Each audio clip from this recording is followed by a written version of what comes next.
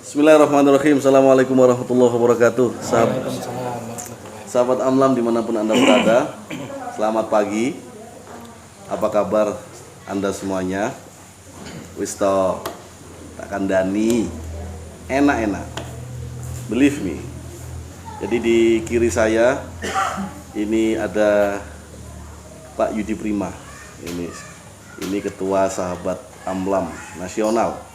Sengaja saya minta mendampingi saya agar semakin manis video ini. Jadi beliau senang kalau dilihat bidadari-bidadari surga. Amin. Siapa tahu ada yang nyantol ya. Amin. Ya, di kanan saya ada Mas Agus. Jadi beliau seorang trainer, seorang konsultan, dan beliau sedang meng-hire memanage wisata dalam simbah di Wonosalam.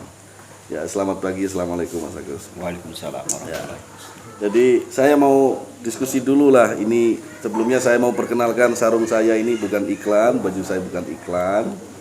Ini saya ucapkan terima kasih kepada istri saya tercinta. Ini hadiah ulang tahun yang saya ajukan. Jadi baju itu polos saja, sarung ya 40.000, bajunya ya 110.000. Jadi sederhana saja tapi yang penting bahagia hatinya. Amin. Jangan pernah menitipkan kebahagiaan pada harga sebuah barang tertentu. Jika barang itu hilang dari kita, maka kebahagiaan itu juga akan ikut hilang. Poinnya di situ tuh. Ya, Mas Agus, ini apa ini? Kenapa dinamakan dalam simbah? Kok nggak dalam Kang Mas saja? Awal ceritanya memang dari pemilik Dalem Simbah sendiri di umuran senja. Biasanya kalau orang Jawa bilang saya itu bahasa Jawanya dalem. Belum ya. Makanya dia bahasanya dalem. Pada posisi umur hampir sekitar 50 lebih, makanya dia pakai nama lengkap Dalem Simbah. Artinya wisata ini adalah cerminan dari sifat beliau, kelangenan beliau dengan kondisi yang ada.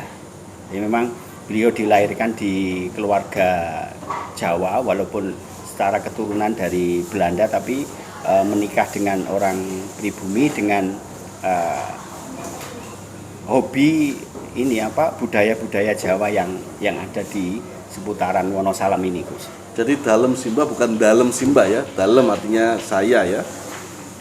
Makna yang sebenarnya seperti itu. Sebenarnya ada dua makna. Dalem artinya saya dan dalem artinya rumah. Tapi pada prinsipnya adalah gambaran dan citra dari kebiasaan beliau, kesenangan beliau. Apa Pak Yudi? Gimana, nyaman nggak di sini Pak Yudi? Alhamdulillah nyaman sekali. Nyaman, enak ya. Udaranya Singkongnya sejuk. ya. Singkongnya Ini singkong nggak ada malahan ya. sudah habis duluan ya. Apa Pak Yudi yang pingin Pak Yudi tahu dari dalam simbah ini?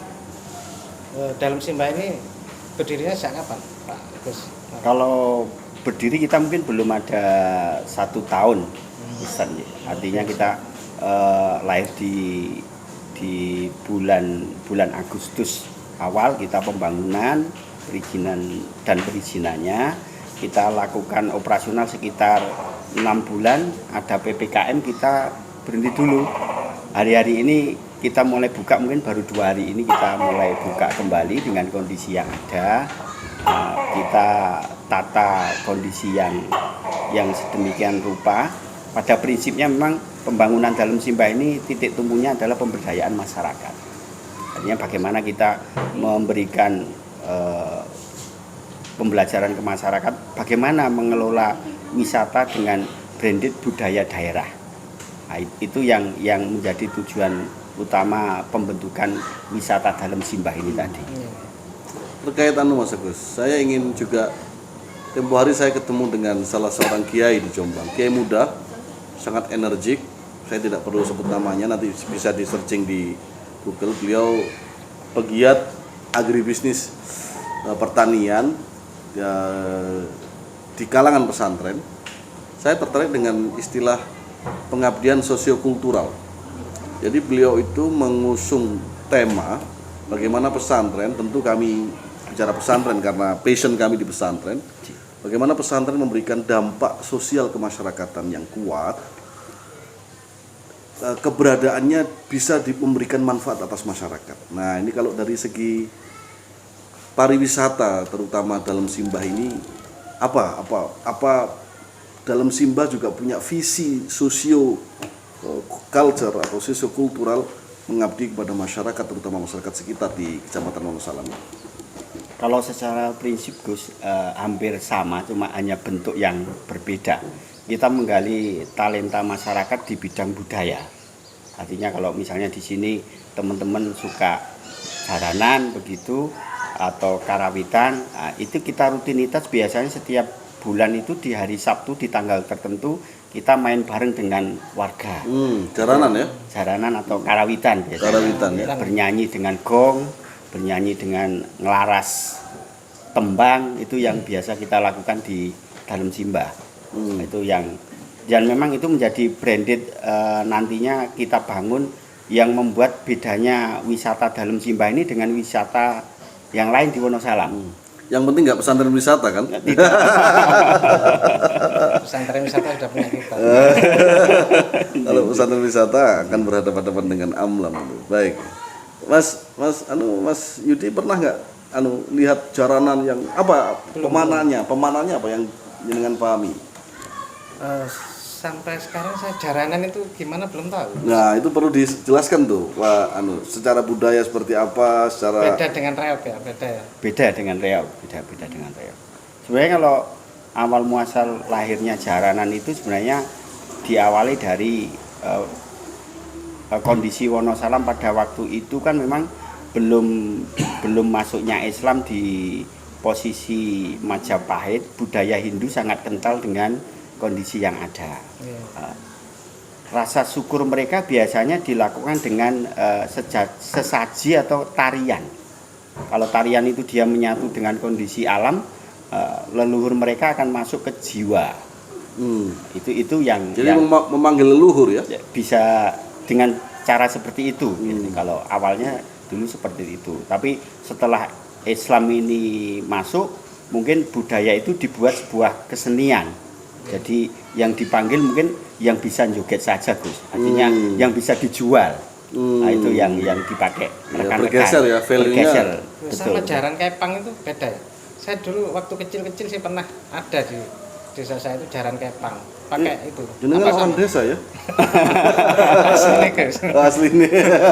Hampir sama Ustadz. Kalau jaran kepang pada suatu titik dia joget itu posisi yang masuk di kesurupan gitu nggak? Yang kesurupan itu memang seni jaran kepangnya. Nanti kalau misalnya dia posisi tarian bujang ganong, dia yang masuk memang yang ahli di titik itu. Nanti ada pawangnya yang bagian ngambil posisi-posisi tersebut. Nah, itu dilakukan sebagai rasa syukur mereka kepada leluhur rekan-rekan warga-warga di seputaran Wonosalam itu yang ada. Ya, terkait dalam Simbah Mas, ini menarik karena Amlam ini mencoba karena gerakannya adalah gerakan berjamaah. Kita tidak ingin berjalan sendiri, semuanya kita kolaborasi. Siapa mengerjakan apa dikerjakan siapa. Nah tentu kita juga ingin tahu dalam Simbah ini fasilitas yang ada, tentu nanti sahabat Amlam mungkin kita bisa tempo hari kita diskusi tahajud call di sini. Jadi orang tuanya tahajud malam hari, paginya anaknya berenang. Saya dengar ada kolam renang juga di sini. Apa aja wahana yang bisa dinikmati masyarakat? Kalau dalam Simbah mungkin di taraf awal pembangunan kita memang wahana yang kita siapkan. Kita mungkin kalau di luar namanya kolam renang, kalau di dalam Simbah kolam ciblon. Kolam ciblon itu ciblon apa artinya? Ciblon artinya renang sama. Cuma ciblon itu dangkal karena dipakai untuk anak-anak kecil. Jadi kedalaman kolam renangnya mungkin hanya sekitar setengah meter tuh. Itu kalau bahasanya Pak Yudi Mojokerto Deso itu jublang. Jumbleng, ya jumbleng betul. Iya, jumbleng ya. Cuma kita di buat desa saya nggak ada. Nggak ada. Mungkin Jadi sekali lagi jenengan orang desa ya. asli ini. Ya, Karena pertama kali saya kenal beliau datang ke pesantren tuh. Iya. Pakai kacamata hitam, pakai kaos, Kayak orang kota. pakai baju branded, sepatu cat, mobilnya Harrier. Nggih. Koyok wong kuto. Padahal wong desa. Saya yang orang kota. Jadi saya asli kota, lahir di kota, besar di kota. Sampai saya itu seumur sekian itu kalau pegang ayam itu keri. Karena memang saya tidak pernah melihat ayam dan saya tidak pernah ternak ayam. Nah, itu sehingga sekarang yang orang desa pergi ke kota, majak orang kota, dan orang kota kembali ke desa menikmati menjadi orang desa. Ini yang dinamakan menurut saya asimilasi budaya ya. Tapi sekarang sama-sama di desa. Sama-sama di desa. Sama-sama di desa. Benar. Jadi back to nature ya, kembali kepada yang fitrah. Karena guru saya Syekh Muhammad Said Ramadan Al-Buti itu beliau pernah dawuh begini, menarik. Ada satu keindahan yang abadi yang bisa dinikmati oleh semua manusia, tua, muda, laki-laki, perempuan, kecil, balita. Namanya adalah jannatun. Jadi bahasa Arab jannatun itu artikulasi letterleknya adalah surga. Tapi sebenarnya dalam kamus bahasa Arab, jika kita lebih kritis melihat itu, kamus-kamus besar itu mengatakan jannatun itu adalah hijau-hijauan. Makanya seperti hiburan Dreamland atau mall atau hiburan modern, betapapun dia menciptakan hiburan untuk manusia, pasti ada batasnya, manusia itu akan jenuh. Kecuali jannatun, kecuali hijau-hijauan. Bahkan ditambahkan dalam ayat itu, tajri min tahtihal anhar khalidina fiha. Bahkan di tengah-tengah hijau-hijauan itu ada sungai gemericik air yang mengalir. Dan dalam simbah ada semuanya di sini ya. Seperti di surga. Maka keindahan seperti ini tidak akan pernah bosan manusia itu, dan besok surga kita itu ya seperti ini. Pepohonan. Jadi jannatun itu kalau dalam sastra Arab yang tinggi seperti pepohonan yang menutup. Jadi ada jalan, terus ada pohonnya menutup, teduh sekali, kemudian ada gemercik air di bawah. Dan itulah kebahagiaan yang tidak akan pernah habis sampai kiamat nanti. Kebahagiaan yang hakiki. Gimana? Ya, jadi menarik karena hari ini teman-teman sekalian, sahabat Amlam yang sangat saya muliakan, belajar dari apa yang dilakukan sahabat kita Mas Agus di dalam simbah ini. Yang pertama, bahwa keindahan itu diciptakan, dibangun, diciptakan itu artinya idenya dikeluarkan bahwa dalam simbah atau pesantren wisata Amlam ini indah. Yang kedua, setelah diciptakan dibangun, ditata. Tentu berapa lama menata ini? Dulu. Kalau ini mungkin posisi mungkin 1 tahun. 1 tahun ya. Jadi ditata. Pandemi berarti ya. Iya. Ketika pandemi ya. Betul. Jadi yang pertama keindahan itu diciptakan, yang kedua dibangun ditata sedemikian rupa. Yang ketiga yang paling penting adalah diyakini. Banyak orang memiliki keindahan tapi tidak pernah diyakini. Repot nih. Punya istri cantik, pendiam, manut, nggak pernah minta uang belanja, tapi selalu melihat kecantikan orang lain. Gimana Mas? Ini kalau ya.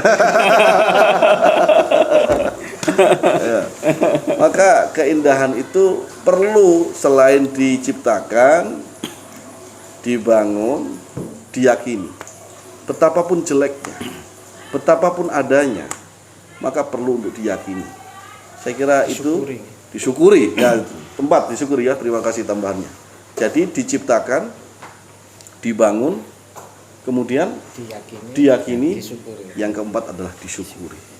Dan jika kita bersyukur, kita akan mampu lebih deep lagi, lebih dalam lagi, bahwa apa yang kita yakini adalah keindahan terbaik yang Allah berikan pada kita.